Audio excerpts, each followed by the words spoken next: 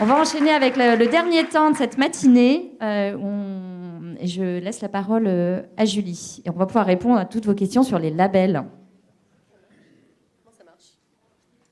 Est-ce qu'il marche, mon petit machin? Oui? Ah, d'accord. Ok. Super. Alors, on va parler garantie, label. En général, les gens adorent quand on parle de ça. Dans le commerce équitable, c'est impossible de passer à côté. Et je voudrais faire un petit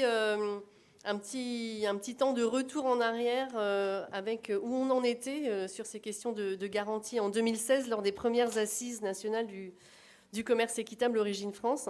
On a déjà entendu plusieurs fois, notamment dans la première table ronde d'acteurs, des gens qui nous parlent de trucs qu'ils ont fait dans les années 80, dans les années 90. Visiblement, ils faisaient du commerce équitable, mais sans le dire.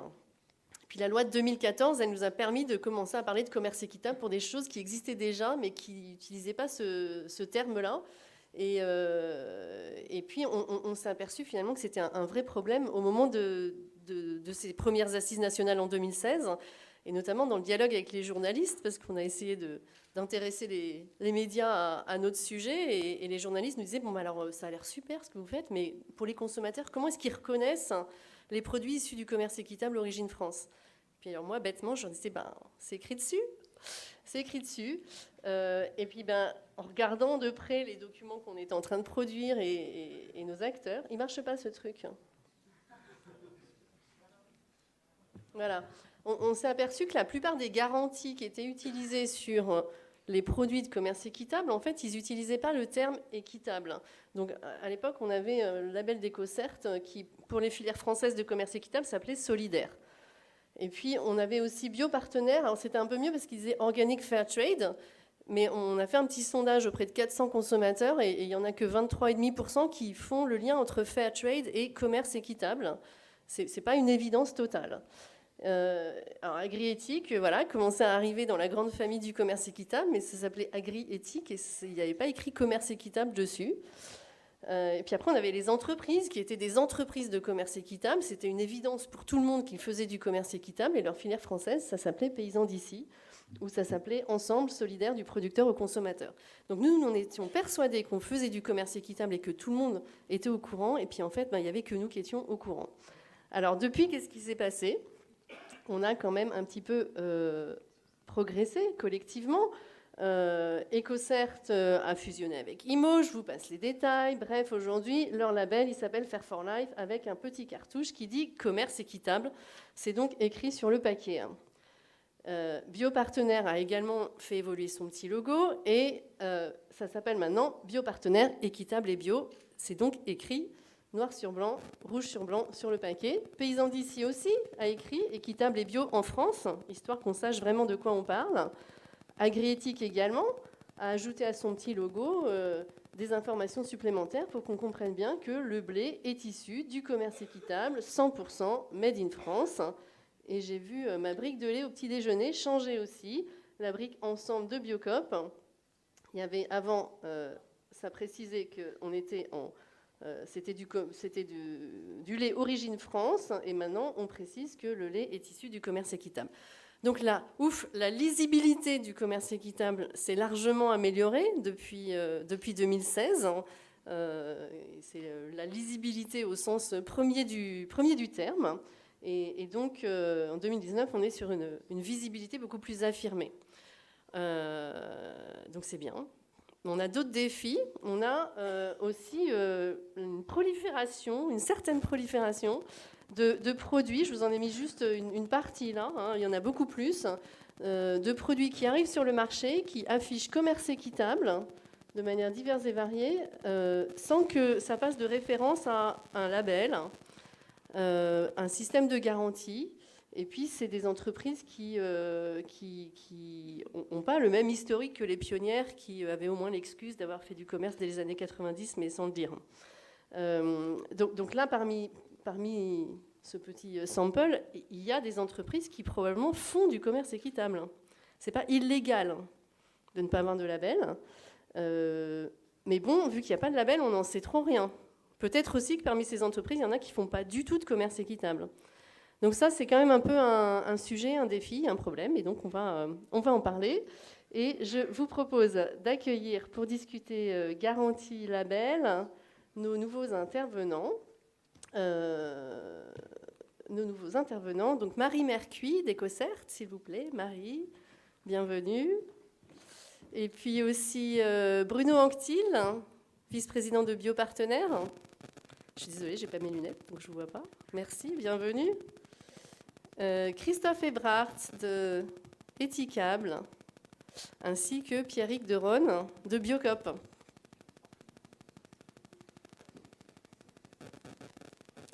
Alors, j'en profite aussi pour revenir sur la slide d'avant. Il ne marche pas ce truc, c'est vraiment très pénible. Vous avez peut-être pu voir le guide des labels. Pour ceux qui adorent regarder ce qu'il y a derrière le label, eh bien, ce guide, il vient de sortir. On l'a reçu de l'imprimante hier. C'est le résultat de 2 ans de travail avec nos partenaires américains, nos partenaires allemands, nos partenaires canadiens. On est allé décortiquer tout ce qu'il y avait derrière les labels, leur cahier des charges, leur référentiel, leur gouvernance, leur mode de contrôle. Et on vous dit tout dans ce guide. On compare aussi avec les démarches sans label, justement. Et on voit que les résultats ne sont pas tout à fait les mêmes. C'est pour les labels de commerce équitable filière internationale, mais il y a aussi une section sur le domestic fair trade, comme on dit en anglais, sur les filières locales. Merci beaucoup à mes intervenants d'être là. J'arrive, je vous rejoins. Ça marche pas.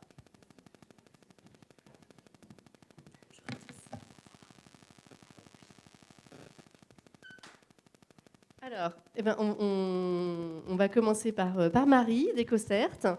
Moi, j'aimerais savoir déjà que vous puissiez un peu présenter votre label, ce que vous portez, c'est quoi votre identité forte, comment est-ce que vous garantissez le commerce équitable et quelles évolutions vous avez vécues ou entamées entre 2016 et aujourd'hui.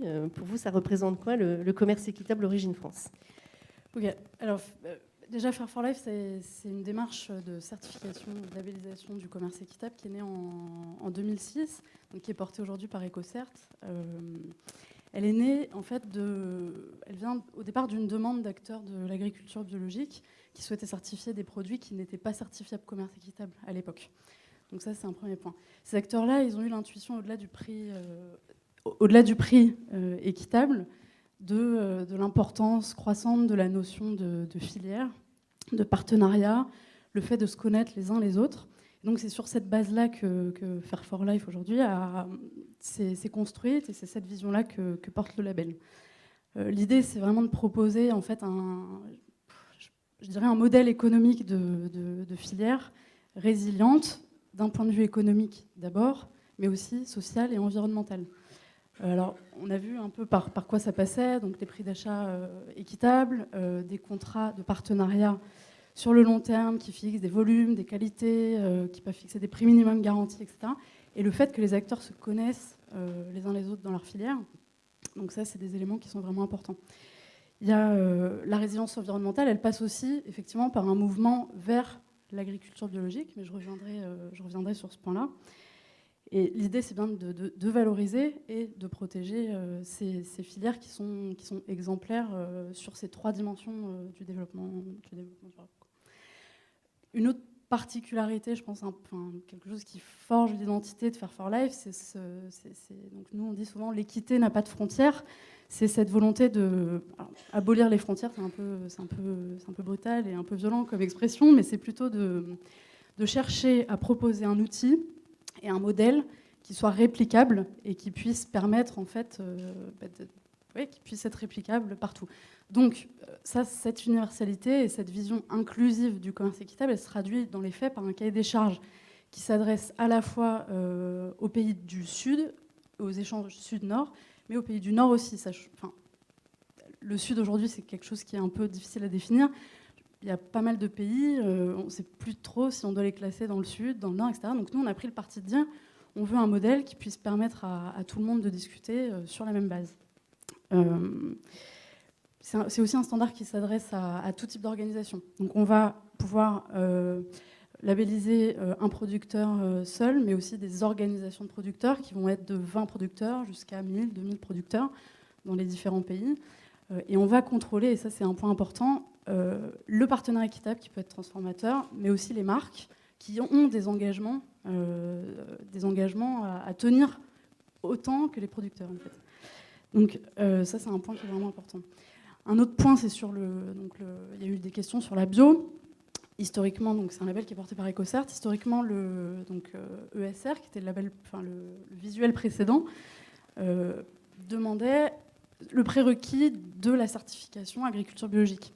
En 2016, quand on a fait notre révision, on a souhaité évoluer sur ce point, non pas pour dire que, non pas pour freiner l'agriculture biologique, mais plutôt pour dire, en fait, il s'agit d'ouverture, il s'agit d'être inclusif, encore une fois, et donc c'est plus facile peut-être d'amener les gens vers ce en quoi on croit, si on leur ouvre les bras. Et donc, l'idée a été vraiment de transformer l'outil du commerce équitable et de dire que de poser le fait que l'outil du commerce équitable sert cette transition-là, entre autres, et donc va permettre d'être utilisé comme un levier pour modifier ces pratiques, en fait. Voilà. Et puis le dernier point, c'est effectivement que Fair for Life, en tout cas les produits qui sont labellisés Fair for Life, c'est des produits qu'on peut trouver partout. Là, l'idée, c'est vraiment de multiplier les débouchés pour les producteurs et puis les entreprises qui sont engagées dans ces démarches-là. Je dirais enfin c'est un label qui... être labellisé Fair for Life, c'est avoir une labellisation qui est neutre en carbone. Et ça, c'est assez intéressant puisque le groupe EcoCert compense toutes ces émissions de carbone. Alors, je voulais le poser. Aujourd'hui, donc, Fair for Life, c'est quelque chose d'universel. Je recentre pour répondre à la question et peut-être passer le micro. C'est 600 organisations qui sont certifiées. En France, ça représentait... aujourd'hui, on est à plus de 1500 producteurs qui sont concernés par cette démarche. En 2016, on était à 200 producteurs. Donc, j'ai regardé les chiffres pour aujourd'hui. Donc, ça montre vraiment cette évolution. Et moi, ce que je dirais peut-être pour conclure, c'est que il y a 3 ans, 4 ans, on devait expliquer pourquoi l'outil commerce équitable était pertinent, même en France, où les conditions sociales sont soi-disant bien meilleures qu'ailleurs, et que c'était les conditions économiques, etc. Et aujourd'hui, on a moins besoin de justifier de l'intérêt et de l'importance de l'outil commerce équitable sur le marché français. Ok, merci beaucoup, c'est très clair. Bruno Anctil, vous êtes vice-président du label Biopartenaire, fondateur aussi des Pains de Belledonne. Biopartenaire, c'est aussi un label de commerce équitable. Et donc vous en êtes où? Qu'est-ce qui a changé depuis 2016 et ça représente quoi pour vous le commerce équitable Origine France? D'accord. Bonjour à tous. Alors, Biopartenaire, déjà, c'est quoi? C'est un collectif d'entreprises historiques de la bio qui était déjà engagé sur un cahier des charges et un label bioéquitable Nord-Sud. Il y avait besoin... Alors, la plupart des sociétés engagées, des acteurs de transformation, en règle générale, première et deuxième transformation, voulaient pérenniser leur relation avec la production agricole. On est sur des équilibres fragiles. Avec, cette première réflexion s'est portée en 2006, avec beaucoup de fermes qui disparaissent tous les jours, des suicides dans le monde agricole, etc. Nous, on était bio et équitable, donc le bio pour nous, c'est pas une question, c'est un prérequis. Et de dire, mais on avait aussi besoin de sécuriser nos approvisionnements. Donc vous voyez, on est dans un équilibre fragile. Et on s'est dit, aujourd'hui, on met en place des relations pérennes avec le nord et le sud, entre le nord et le sud, et il n'existe rien de formalisé dans un cahier des charges labellisable au niveau français. Donc c'est la volonté qu'on a eue de définir les critères ensemble avec les groupements de producteurs avec lesquels nous travaillions déjà pour formaliser un cahier des charges, un référentiel avec un plan de contrôle, une certification et derrière mettre en place un label. On parlera après, j'imagine, de l'intérêt du label. Au point de départ, on avait plutôt la volonté de s'inscrire dans des démarches avec une vision long terme, de façon à ce que les agriculteurs ne se posent pas la question du lendemain. Donc, on était plutôt sur une vision de projet de développement dans une volonté de relocalisation de l'économie dans des bassins de production, un petit peu ce qu'a un petit peu expliqué Bernard Martin tout à l'heure avec ses filières, hein, et de façon à essayer de mettre en place tous les acteurs économiques autour de projets, puisque l'idée de point de départ était portée par les metteurs en marché. Et puis, bien entendu, de donner de la visibilité aux agriculteurs et permettre le maintien du tissu rural. Alors, la visibilité pour les agriculteurs, elle va jouer non seulement sur une démarche engagée avec la contractualisation, etc., mais dans une vision de développement et d'amélioration continue. Et au niveau du prix, de permettre effectivement de sortir des cours mondiaux, de la spéculation, hein, et voilà, de dire mais on va essayer d'avoir une approche qui permette aux agriculteurs une vision long terme et de se remettre dans leur économie, dans leur système agricole. D'accord ? Et l'idéal, ce serait même de les rendre complètement indépendants des subventions de la PAC. Ça, c'est la volonté du point de départ. Aujourd'hui, où est-ce qu'on en est ? Aujourd'hui, on a à peu près une soixantaine de filières, dont une vingtaine en France, et puis à peu près 1000 références de produits, dont entre 300 et 350 produits labellisés sur les filières françaises. Qu'est-ce qui a changé pour nous depuis 2016 ? Je rebondirai tout à l'heure à ce que vous avez dit. Vous avez parlé qu'on n'employait pas les mots équitable à l'époque, mais l'équitable était plutôt lié aux relations nord-sud.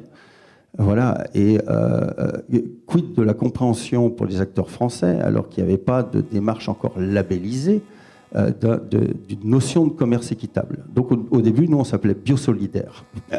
Voilà. Et depuis qu'on a pu encadrer avec les commissions de travail, l'encadrement un peu par la loi, de l'utilisation du commerce équitable, eh bien, on s'est dit, cette reconnaissance, elle va demain être reconnue par l'ensemble des consommateurs. Où est-ce qu'on en est ? Donc nous, on a élargi notre gouvernance en essayant de travailler sur l'évolution des valeurs du commerce équitable avec l'ensemble des acteurs. Pour moi, ce n'est pas un produit qui est équitable. Le produit, c'est la finalité, mais c'est le produit qui va sur le marché. Mais ce qui est important, c'est tout le travail en amont. Et c'est le collectif avec un partage des valeurs. Et nous, ce qui est important pour nous, c'est de discuter des valeurs avec l'ensemble des acteurs. La production, la transformation, les groupements d'agriculteurs et aussi avec la distribution. On en parlera un petit peu plus loin. Pour ça, notre instance opérationnelle, c'est un comité de programme dans lequel sont des groupements de producteurs, des représentants de la FNAB, des représentants du syndicat des distributeurs. Et on a ouvert un poste, une place aussi pour rentrer des associations de consommateurs. Parce que la logique de filière, c'est d'aller de la terre à l'assiette. Non, je vais aller plus loin, parce que je pense que ce qui peut faire la différence, et ce qui nous paraît important en tout cas, c'est d'engager l'ensemble des acteurs sur la contractualisation. C'est-à-dire, ce n'est pas juste une contractualisation premier acheteur-producteur, mais c'est une contractualisation de l'ensemble des acteurs de la filière. Et des fois, dans une filière, il y a 5, voire 6 acteurs. Il y a aussi la volonté d'impliquer les acteurs, tous, dans les démarches de progrès au niveau social et environnemental. On s'est mis en ordre, j'ai envie de dire, dans la structuration des producteurs, puisque c'est ce qui nous était demandé, en conservant une diversité d'organisation, soit dans des groupements commerciaux ou soit en association de mandats. Et puis on a reformaliser et cadrer le fonds de développement. Ce sont des choses qui sont très importantes parce que c'est ce qui finalement, c'est ce qui va financer le projet de développement pour les agriculteurs sur des outils collectifs, etc. On a mis en place une communication donc plus lisible pour le consommateur, puisqu'on a intégré bio, équitable et bio dans le logo. On a mis en place des outils de communication pour rendre compréhensibles les engagements que nous prenions au niveau du commerce équitable, parce que ce n'est pas le tout d'afficher équitable, mais en fait, qu'est-ce qu'il y a derrière? Et le but, finalement, c'est d'entraîner l'acte consommateur en acte citoyen. Mais il va pouvoir être citoyen à condition qu'il sache pourquoi il vote, qu'est-ce qu'il achète. Donc pour nous, c'est très très important. On a mené des actions de sensibilisation auprès de toutes les instances agricoles, les instances professionnelles. Et puis, un petit résultat historique, on a fait adhérer, on a signé une convention avec le Synadis pour entrer finalement le monde de la distribution en tant qu'acteur. Hein. Vous pouvez nous dire ce que c'est le Synadis ? Alors, Synadis, c'est le syndicat qui représente l'ensemble des enseignes et des indépendants de la distribution spécialisée biologique. Voilà. Et donc ça, c'est une spécificité aussi, c'est que du coup, votre label, on le retrouve sur des produits qui ne sont vendus que dans la distribution spécialisée bio. C'est ça ? Le label, aujourd'hui, est réservé, effectivement, à la distribution spécialisée biologique, parce qu'on pense qu'ils sont aussi les acteurs du développement, de l'agriculture biologique, et du commerce équitable. Donc, on tient absolument à ce qu'ils viennent avec nous, pour avoir une différenciation pour eux, de façon à ce que les consommateurs puissent voir la lisibilité de leur engagement et de mettre en avant toutes les valeurs et ce qui est contenu dans le label. Ok, merci, c'est très clair. Pierrick Deronne, le commerce équitable chez Biocoop, ça représente quoi aujourd'hui et qu'est-ce que vous avez fait évoluer en termes de garantie sur les produits ensemble ou autres depuis 2016 ? Bonjour à toutes et à tous. On a un peu parlé de Biocoop avant. Je pense qu'on a tous un peu les mêmes objectifs dans la salle. Donc je vais parler de l'histoire de Biocoop. En tout cas, culturellement, Biocoop s'est construit pour construire. Au départ, né en 86, il n'y avait pas ou peu de produits bio. Et cette culture-là de recherche a amené Biocoop à faire de l'équitable. Mais alors, je vais le dire comme ça n'a jamais été un objectif en soi, ça a été assez naturel. L'équitable est la résultante du modèle coopératif qu'on a construit, c'est-à-dire d'intégrer dans la gouvernance les magasins, des consommateurs, des salariés et surtout des producteurs. Et donc on a construit une section agricole, tous ensemble, et cette section a permis de développer un référentiel équitable donc qui s'est retrouvé dans la marque Ensemble. Donc ce qui s'est passé aussi en parallèle et un peu à l'insu de notre plein gré, si je peux dire, c'est qu'on a construit une marque, une enseigne, c'était pas voulu, qui s'appelle Biocoop. Donc aujourd'hui, Biocoop porte intrinsèquement la confiance quasiment aveugle des consommateurs dans ce qu'on défend, dans ce qu'on propose. Et donc le chemin qu'on a parcouru depuis 2016, c'est un chemin d'ouverture, c'est-à-dire qu'on a construit la marque Ensemble et on va, dans les prochains mois, capitaliser encore plus sur la marque Biocoop. Donc cette marque Biocoop porte le modèle coopératif, le commerce équitable, et on va adosser cette marque Biocoop à un label. Donc on y reviendra certainement dans la deuxième partie, mais un label qui pour nous c'est maintenant. C'est maintenant, il n'y a pas de deuxième partie. Donc un label qu'on va travailler avec Etikable dans les prochains mois et qui nous permettra de valoriser le travail qu'on a fait jusque-là. On en a besoin d'un label lisible, et notamment par rapport à la question du collectif, je vais y revenir tout de suite, et visible. Donc on a pour ambition de construire un label aussi présent en grande distribution. On souhaite que les consommateurs passent devant et le voient, et l'ensemble des consommateurs, même ceux qui ne sont pas encore, qui n'ont pas encore fait le pas de venir chez Biocop. Et le collectif est important. On a construit le commerce équitable autour de groupements de producteurs. On a parlé d'asymétrie de pouvoir, etc. Nous, c'est le cœur de notre projet. C'est-à-dire que les filières construites par la coopérative Biocop, donc producteurs et magasins, ne servent pas que Biocop. Alors, en externe, on est ravis. On est ravis que ça profite, enfin, en tout cas que ça permette de développer le commerce équitable chez Système U, chez Danone, tout ça. On est ravis de ça. Je pense qu'on pèse à peu près 4% du chiffre d'affaires de Biolay, mais Biolay est au conseil d'administration de Biocop. Et c'est avec les groupements qu'on construit l'avenir et à travers un collectif. Et aujourd'hui, au sein de Biocop, un des grands enjeux, c'est de déployer ce modèle-là localement. Donc la grande question aujourd'hui, il y a quelques tensions, on peut appeler des tensions naturelles et légitimes et saines, entre une construction de filière nationale, 20 groupements qui se sont dotés d'un cahier des charges exigeant sur le social, sur l'écologie, etc., et l'idéal du producteur local qui livre sa petite Biocop tout seul. Voilà. Donc comment on déploie ce modèle-là aussi en constituant et en accompagnant à la création de groupements de producteurs locaux qui vont pouvoir aussi résister aux sirènes du développement commercial et un peu facile à court terme, mais avec quelques risques à moyen terme. Merci beaucoup. Je suis sûre qu'on aura plein de questions. Christophe Ebrard, vous êtes donc fondateur de l'entreprise Éthicable, qui est 100% équitable et aujourd'hui 100% bio, et vous avez été une des entreprises pionnières à développer des produits issus de relations équitables avec des producteurs français. Vous en êtes où sur cette question des garanties, du label Paysans d'ici, c'est une marque, mais qui derrière a un référentiel, c'est pas juste un outil marketing.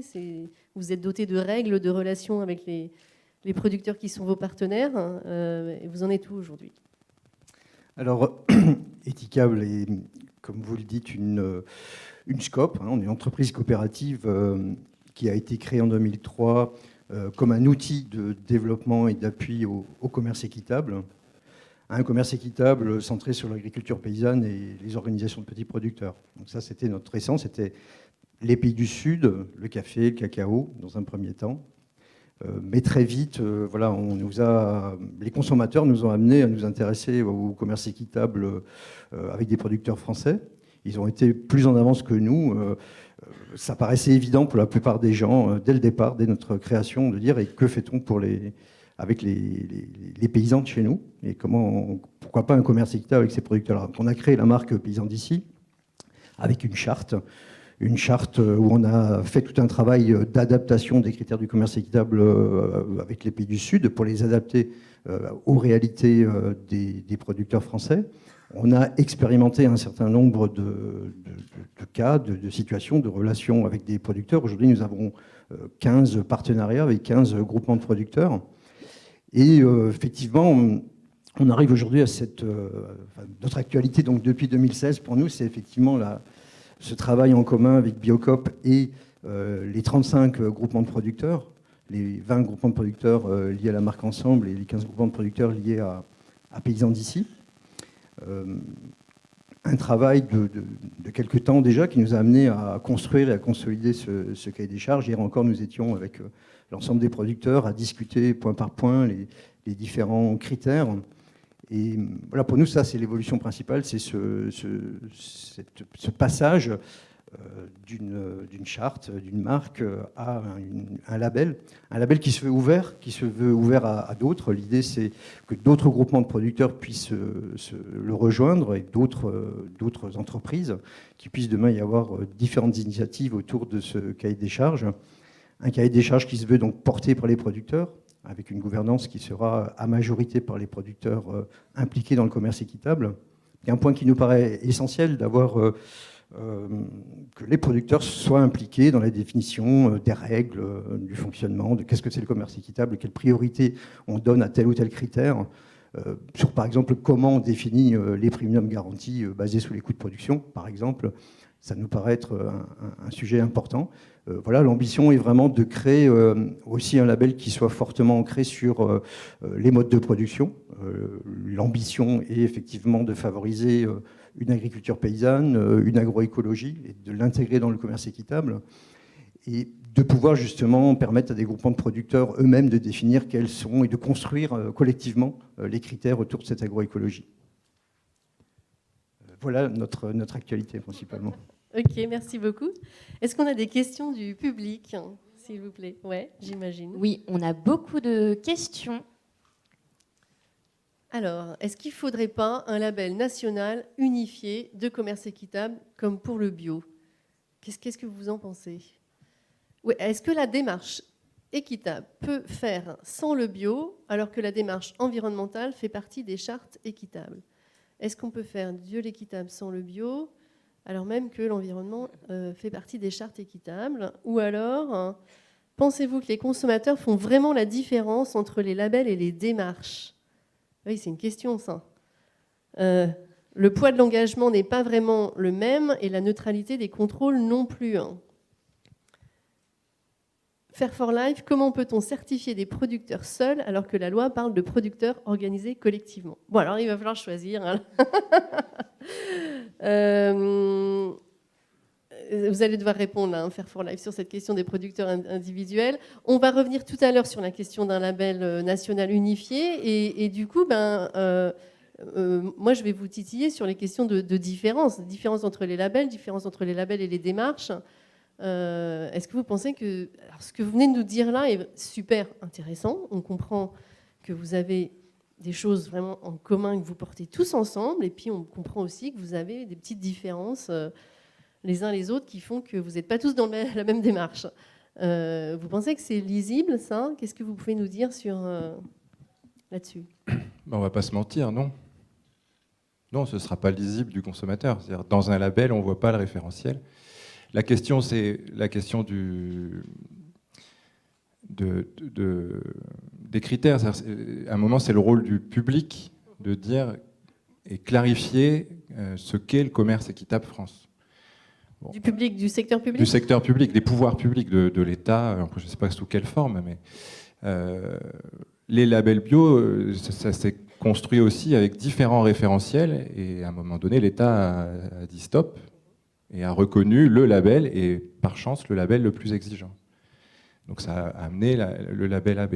Bon, on n'en est pas là aujourd'hui au niveau du commerce équitable. Donc on est sur, pour le consommateur lambda, peut-être des points de détail, en tout cas des choses, on est entre nous, donc on peut se comprendre. Après, c'est d'arriver à caractériser le sens profond de ce qu'est l'équité. Et pour le coup, on a un référentiel qui existe aujourd'hui, qui est le commerce équitable Nord-Sud.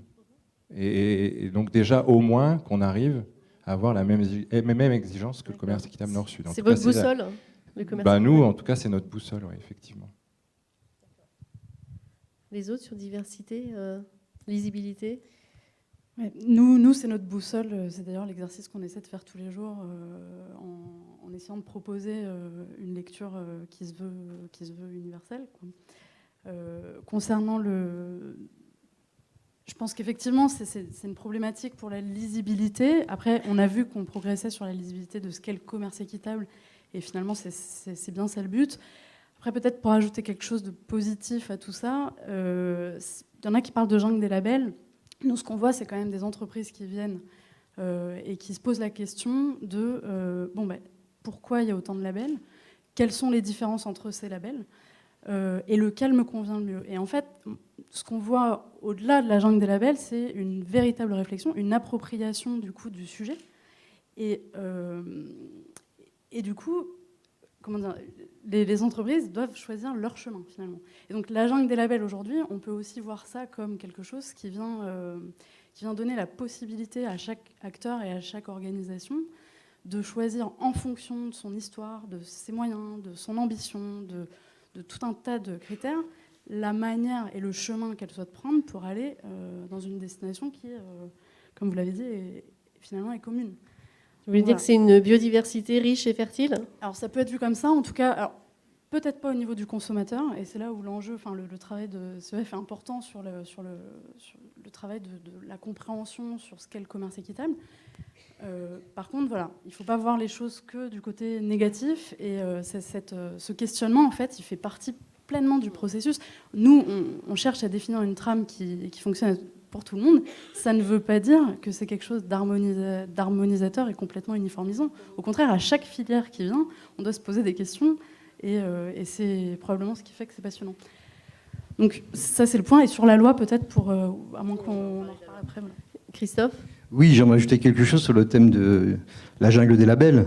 C'est vrai qu'on entend beaucoup parler médiatiquement. C'est vrai que lorsqu'un journaliste nous interroge, la première question est le consommateur, il est perdu face à cette jungle des labels. Alors c'est vrai que, après on a envie de dire, mais quelle jungle ? C'est vrai qu'il y a quelques labels, il n'y en a pas non plus des milliers. Et que c'est vrai que finalement, ce qui est le plus déconcertant, je pense, pour le consommateur, c'est cette multiplication des allégations en tout genre, qu'on voyait tout à l'heure sur les dessins que vous présentiez. Les allégations de tout genre sur l'équitable, sans lettres, sur certains aspects liés à une approche écologique, sans forcément qu'il y ait de vrais critères derrière.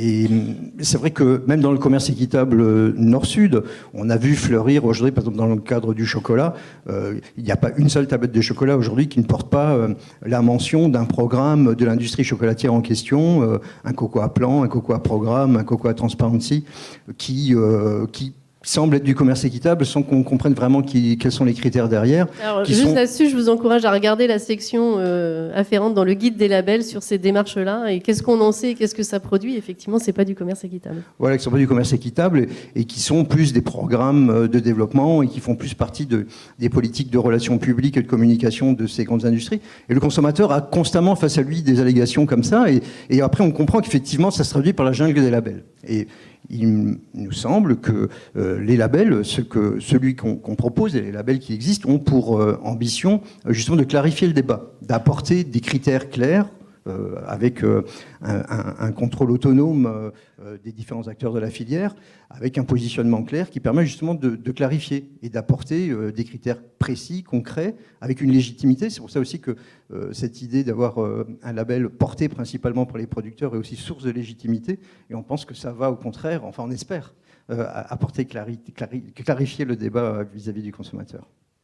D'accord. Et donc là, il y avait quelqu'un ou quelqu'une qui parlait d'un label public. Pour vous, un label porté par les producteurs, c'est plus légitime qu'un label issu des pouvoirs publics ? Ou est-ce qu'on aurait besoin d'une co-construction ? C'est qui veut. Après, les producteurs peuvent avoir une place. Je veux bien donner le point de vue de Biopartenaires et mon point de vue même personnel. Moi j'ai peur de cette jungle des labels. Parce que d'abord, on va noyer les consommateurs, et puis j'ai peur qu'on perde la légitimité du commerce équitable. Donc, moi, il me semble qu'on devrait... alors nous, à Biopartenaires, j'ai envie de vous dire qu'on est acteurs de long terme avec... des entreprises historiques du monde de la bio, avec donc une expertise. Et je me dis, mais pourquoi on n'essaye pas... Est-ce que Commerce Équitable France ne pourrait pas être la table autour de laquelle nous pourrions essayer de travailler ensemble ? Parce que la différence entre le cahier des charges bio et le commerce équitable, c'est qu'on est sur des valeurs un peu philosophiques, et que voilà, les valeurs philosophiques, ça peut... si on y va par là... effectivement, alors là, chacun va déposer son propre label avec sa propre vision de l'équité. Et donc,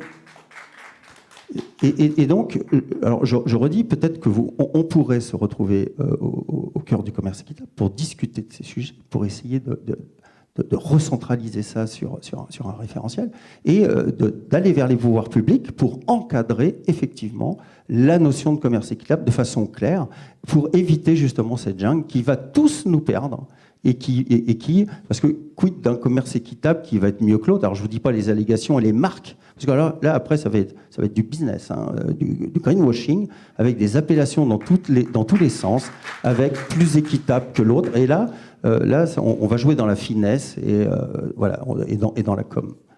Voilà ce qui me semblerait nécessaire de faire. Merci. Vous avez des fans dans la salle. Hein. J'ai vu y compris des labels, des autres labels que vous-même qui ont applaudi à vos propos, de dire que dans cette jungle, les bêtes ne sont pas très sauvages. Madame, vous aviez une question? Oui. Ah d'accord, défiler l'ensemble des questions. Ceci dit, c'est la fin, on va aller déjeuner.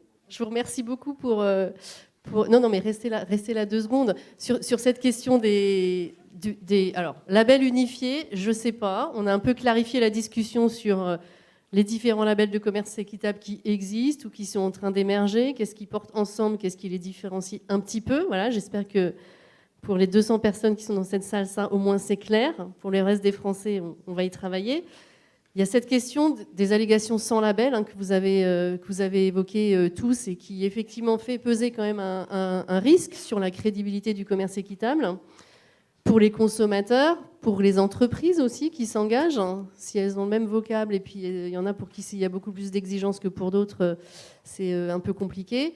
Et puis pour les producteurs, puisque quand même ce qu'on a démontré là, depuis tout le début de la matinée, c'est que ces critères économiques du commerce équitable, ils permettent de transformer les choses sur le terrain, dans la vie des producteurs, mais aussi sur leurs pratiques et leur système agronomique. Et donc cette situation qui est là aujourd'hui, qui n'est pas complètement satisfaisante quand on parle de sécurisation du terme commerce équitable, c'est une situation qui n'est pas illégale.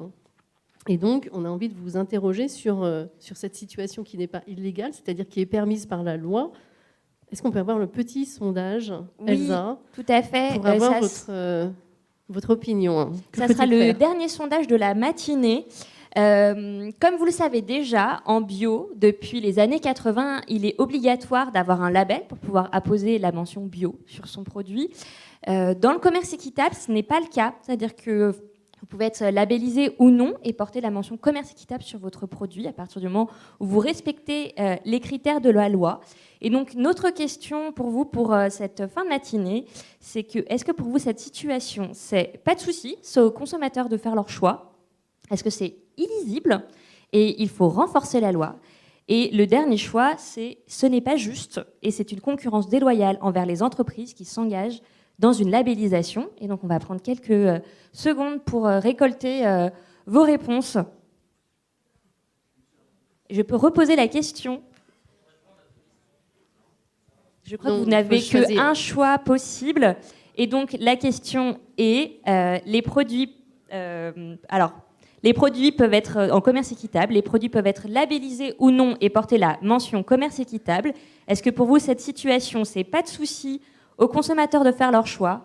C'est illisible, il faut renforcer la loi. Ou en dernier choix, ce n'est pas juste, c'est une concurrence déloyale envers les entreprises qui sont engagées dans une labellisation. Et donc, on prend quelques secondes pour récolter vos avis sur ce point. J'en profite pour excuser la secrétaire d'État, Madame Pannier-Runacher, qui avait prévu d'intervenir, mais qui a eu un empêchement de dernière minute et qui ne sera donc pas là pour conclure nos travaux. Mais nous avons demandé à ses équipes de pouvoir la rencontrer pour pouvoir lui faire état de tout ce qui s'est dit ce matin. C'est vrai qu'une des choses qui paraît étonnante aujourd'hui, quand on voit le chemin parcouru par le mouvement du commerce équitable Origine France entre 2016 et 2019, c'est qu'il y a un intérêt très limité des pouvoirs publics pour nos travaux, alors même qu'il me semble que nous portons des propositions à même de répondre à un certain nombre de défis sociétaux qui devraient intéresser nos ministres et nos secrétaires d'État. Donc voilà, les conclusions de cette matinée, des votes qui sont en train de progresser, les propositions qui seront faites dans les ateliers cet après-midi, on ne manquera pas d'aller les porter auprès des pouvoirs publics pour avoir des politiques publiques plus en phase avec ce que porte le monde du commerce équitable.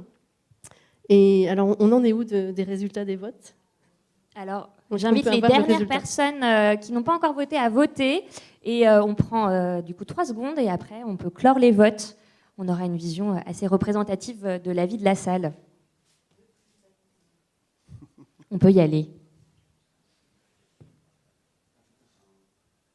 Alors, Donc, 54% d'entre vous, vous pensez que du commerce équitable avec label ou sans label qui coexiste dans les rayons, c'est illisible et qu'il faut renforcer la loi. OK, c'est un programme de travail pour nous, Commerce Équitable France. C'est de la concurrence déloyale envers les entreprises qui s'engagent dans une labellisation. Donc c'est aussi un argument Tout à fait. pour... Oui, c'est pas juste. C'est pas juste. Quand on voit le temps qu'on y passe à essayer de définir avec l'ensemble des acteurs les notions de commerce équitable, et elles sont partagées. C'est une communauté de valeurs que nous partageons. Et voilà, on construit les bases d'un commerce équitable dans sa propre définition. Et derrière, vous avez des entreprises qui vont utiliser une marque. Et c'est de la distorsion dans les engagements, je dirais. C'est même pas de concurrence, c'est tout simplement dans les engagements. Et à quoi ils participent finalement au développement de projets de société que la société aujourd'hui attend. On est au-delà uniquement que du commerce équitable. On est attendu sur des problèmes climatiques, sur des enjeux autour des emballages, etc. Et que pour moi, c'est avec toutes ces questions-là qu'il faut qu'on définisse c'est quoi l'équité finalement. Ok, et bien donc on va commencer à organiser une 3e édition des Assises pour poursuivre tout ça. Et 10% seulement qui pensent que les consommateurs feront leur choix, ils sont assez grands pour faire la différence. On poursuivra ce petit sujet sur les consommateurs, qu'est-ce qu'ils peuvent comprendre, pas comprendre, porter, pas porter dans l'atelier numéro 4 cet après-midi. Pour l'heure, je vous remercie, messieurs, mesdames les intervenants.